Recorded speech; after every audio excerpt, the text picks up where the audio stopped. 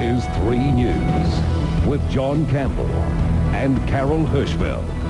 Kia ora, good evening. Tonight, an extended 3 News as we bring you coverage of the horrific events in the United States. The death toll is in the thousands. No one really has any idea how many, but we can tell you that 266 people were aboard the 4 hijacked planes, all dead now. And it's estimated that 800 people died when one of the aircraft plowed into the Pentagon in Washington. But the big unknown is at the World Trade Center, where 50,000 people work, or at least used to work. This is the scene tonight, firefighters and police exhausted by the hours of struggle. It will be days, probably weeks, before the loss of life is known.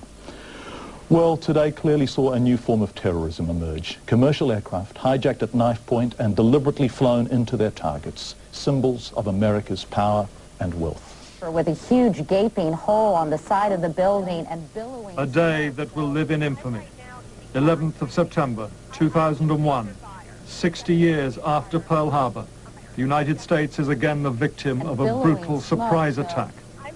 This time the aircraft are hijacked airliners, the targets, the very symbols of American financial power. 5 miles from the site of this absolute disaster, we cannot... A tragic accident or a deliberate attack. As a second aircraft flew towards the Twin Towers, there was no longer any damage. Lost. I mean, do you know if there were many people in the building? Oh, another one just hit.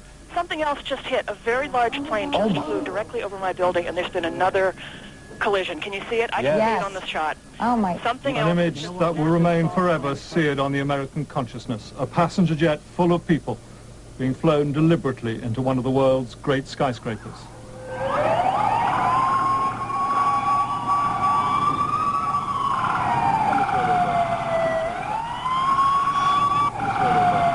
On the streets below, utter pandemonium. From up in the towers, the heartbreaking sight of people trapped above the flames, almost a third of a mile high, waving desperately for help that would never, could never arrive. Less than an hour after the attacks, one of the towers finally succumbed to the blast and the flames. In blood. It looks like a lot of them were either on the floor of one of the exchanges. There's actually, oh my God! Oh my God! Oh my God! We're not sure exactly what happened, but it was another explosion on the far side of one of the buildings from where we're standing. The entire top of the building just collapsed. You can see the plume of smoke is coming in our direction. Let's get out of here, Ralph. We're going to leave because of... There is no indication how many people were evacuated before the collapse, nor of how many emergency service personnel may have been caught up in the millions of tons of falling concrete, steel and glass. A few minutes later, the second tower began to crumble.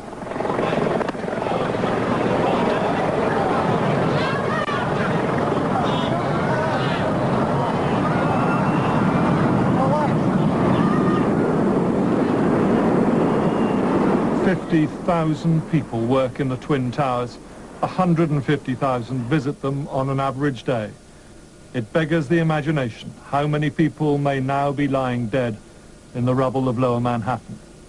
Physically, psychologically, New York City will never be the same." Skyscrapers, 2 of the defining characteristics of the Manhattan skyline. They are no more, and one can scarcely comprehend the loss of life. Come down the steps, everything fine till we got to the basement, and then everything just fell in. I got trapped under there with another guy, crawled out, kept getting hit in the head, had bags all around. Finally, we fought our way out over the rubble. I was just standing here watching the World Trade Center after the first plane hit. I just saw a second plane come in from the south and hit the south tower halfway between the bottom and the top of the tower. It's got to be a terrorist attack. I can't tell you anything more than that. I saw the plane hit the building. And we heard a big bang, and then we saw smoke coming out, and everybody started running out, and we saw the plane on the other side of the building, and there was smoke everywhere, and people are jumping out the windows. Over there, they're jumping out the windows, I guess because they're trying to save themselves. I don't know. I was standing next to One World Trade Center, and then all of a sudden I heard rumbling, and we all started running away from it. The glass like blew out and threw me onto the sidewalk, and I couldn't see for like 20 seconds.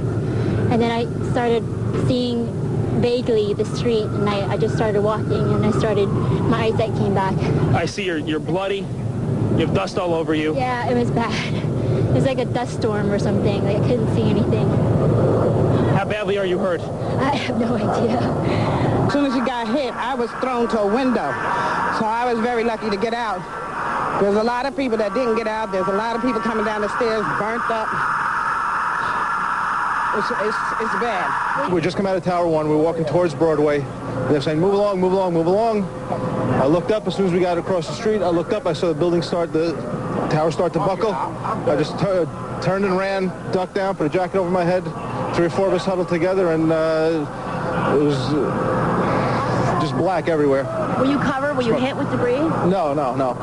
But I mean, I was ducked behind a subway cover, so I put with the jacket over. The 3 of us, all of us huddled together.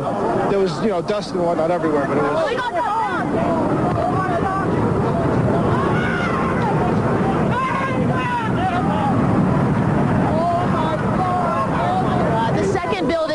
Come down.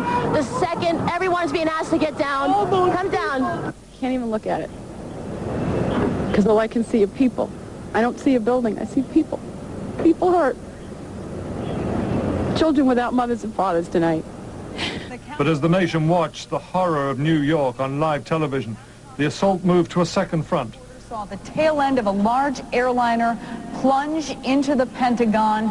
Another hijacked airliner, the third, flew across Washington, D.C., past the White House and slammed into the Pentagon.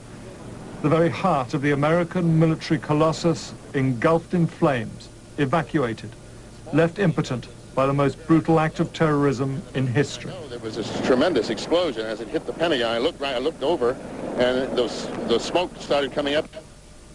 The president was in Florida. He moved not to the White House, but to a strategic command center in Louisiana, from where he and his senior officers could coordinate a response. Make no mistake, the United States will hunt down and punish those responsible for these cowardly acts. The resolve of our great nation is being tested. But make no mistake, we will show the world that we will pass this test. God bless. He will be under immense pressure to respond decisively and with force. It is unlikely, though, that he will need much encouragement. As military jets patrolled the skies above the capital, all fingers were being pointed accusingly at the terrorist network of Saudi fugitive Osama bin Laden, considered the only one with the resolve and the resources to carry out such a well-planned, coordinated, audacious attack. Fingers are being pointed too at the American intelligence services for their abject failure to predict or forestall what happened here today. But that is for later. Today, this is a nation numb with shock and disbelief. If they're not safe in the World Trade Center, not safe even in the Pentagon, they are now learning they are not safe anywhere. After that report was filed, a third New York building collapsed. Known as Building 7 of the World Trade Center complex, the skyscraper sent up clouds of dust and rubble as it went down. Emergency crews had expected the building to collapse and it had been evacuated. Flames and smoke were seen spewing from the office tower before it fell. Most of the buildings in the complex were built in the early 70s. Well, 3 News reporter Wendy Petrie is in New York. It was Wendy who woke us this morning with a phone call about 1 a.m. saying someone had flown a plane into the World Trade Center 17 hours after that first impact. How is the mighty city of New York coping now? Wendy, hello to you. What's it like there tonight? Well, John, during the day, as we've seen, there's been utter devastation and chaos. But tonight a sort of eerie silence has descended over the whole of New York City, and that's probably because basically the city is shut down. You cannot get in, you cannot get out, and people are standing on lookouts just looking over in utter disbelief, sort of saying, why has this happened, how has this happened, and who is responsible? Wendy, can you paint a picture for us? What's the scene there? Is the police presence very high, for example? Oh, very, very high, John. I've been driving around New York City today and there are police on every single corner. They are stopping anyone that looks remotely suspicious. I saw 2 men get arrested about an hour ago. So basically, if you look suspicious, they will stop you. They are out to find the perpetrator of these crimes. Wendy, is there a sort of sense of vigilante justice building? Do they want to finger somebody? Do they want to do it fast? And does it matter terribly much who it is? Well, we've heard George Bush today saying they want to track down the perpetrators of these crimes, and certainly on the streets we hear people saying, you know, let's find out who did this. You know, we've got to get them back for what they've done. And earlier today, when I talked to you at 1:30 in the morning, they said, you know, the Palestinian militia group was responsible, and now we're hearing Osama bin Laden. So, you know, but once again, looking back to Oklahoma, you know, we could look within, and it wasn't someone from without, and after all, was it? No. Wendy, is there a great deal of anger, or is there just an overwhelming sense of grief in New York now? I think there's a bit of both, John. I think certainly